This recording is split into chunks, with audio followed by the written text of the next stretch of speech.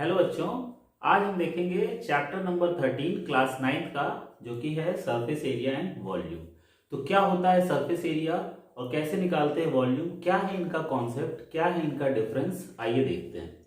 देखिए, इस चैप्टर में सरफेस एरिया के बारे में पहले देखेंगे और क्या क्या कॉन्सेप्ट क्या है सरफेस एरिया का और क्या होता है वॉल्यूम, इसको पहले समझते हैं। देखिए, एरिया का मतलब क्या होता है। जैसे मान लीजिए मैं एक कोई शेप यहाँ पे 2D शेप ले लेता हूँ, ठीक है, स्क्वायर मान लेते हैं इसको। क्या मान लेते हैं? स्क्वायर है।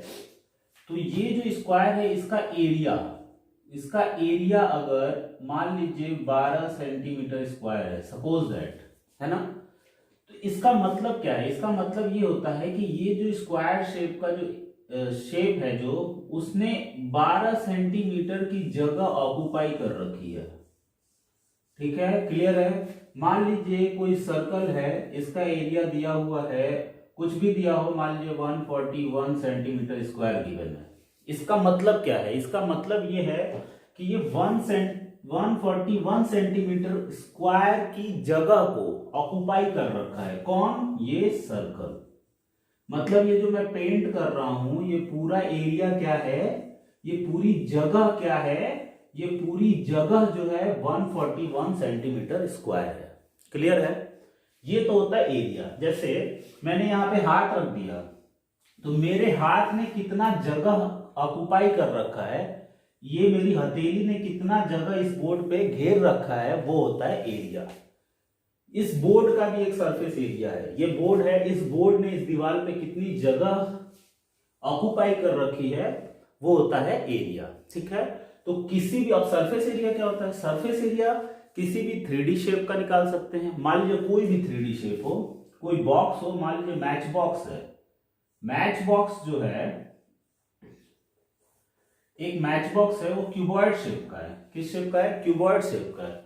तो उसके सरफेस का क्या एरिया होगा? उसके जो सरफेस हैं, उन्होंने कितनी जगह ऑक्युपाई कर रखी है, या फिर ये कह लें कि कितने एरिया की पेपर से या कितनी एरिया की मटेरियल से वो मैच बॉक्स बनाया हुआ है। ठीक है, मतलब उनकी सरफेस का क्या एरिया है, वो कहलाता है सरफेस एरिया। वो शेप कुछ भी हो सकता है, क्यूब हो सकता है, क्यूबॉइड हो सकता है, सिलेंडर हो सकता है, ठीक है, कोन हो सकता है, स्फीयर हो सकता है।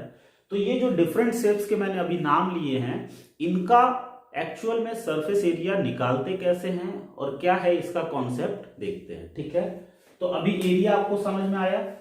अच्छा, वॉल्यूम भी देख लीजिए, साथ में वॉल्यूम भी समझ लीजिए ताकि डिफरेंस क्लियर हो जाए। अब वॉल्यूम क्या होता है? वॉल्यूम किसी भी 3D शेप के, जैसे मान लीजिए मैं एक सिलेंडर ले लेता हूं, इस तरह का जो शेप होता है बच्चों, इसको बोलते हैं सिलेंडर। गैस सिलेंडर देखा है ना घर में, LPG वाला, वही है एक तरीके से, मान लीजिए सिलेंडर है। ठीक है, अच्छा दिखा देता हूं। देखिए, मैंने कुछ चीजें यहां रख रखी है, ये आपको दिख रहा है, ये एक म्यूजिक सिस्टम है छोटा सा। ये क्या है? सिलेंड्रिकल शेप का है। ठीक है, आपकी पानी की बॉटल्स होती हैं वो सिलेंड्रिकल। इवन ये मार्कर देखिए, आपको ये मार्कर दिख रहा है जिससे मैं पढ़ा रहा हूं, ये मार्कर किस शेप का है? सिलेंड्रिकल शेप का है। ये बॉक्स किस शेप का है? ये भी सिलेंड्रिकल शेप का है।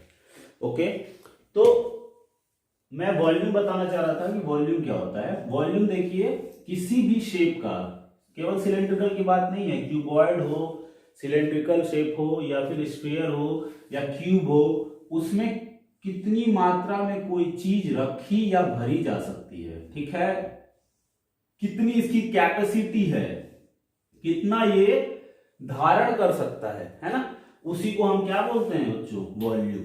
ठीक है, या फिर अगर कोई सॉलिड शेप है, मान लीजिए ये एक सिलेंड्रिकल सिलेंडर ही है और लोहे का सिलेंडर है, पूरा भरा हुआ है। बात समझ रहे हैं? पूरा भरा हुआ है मतलब पूरा सॉलिड है, खोखला नहीं है। तो इसमें कितना मटेरियल यूज किया गया है इसको बनाने के लिए, वो कहलाता है वॉल्यूम। नहीं समझे? सरफेस एरिया क्या है? सरफेस एरिया है किसी भी सरफेस का, वो कितनी जगह घेर रहा है, दैट इज सरफेस एरिया। और वॉल्यूम क्या है? वॉल्यूम कितने मटेरियल से वो शेप बना हुआ है, दैट इज कॉल्ड वॉल्यूम। या फिर कितना वो किसी चीज को धारण कर रहा है, कितनी उसकी कैपेसिटी है, दैट विल बी वॉल्यूम। ठीक है, अब समझ में आ गया होगा।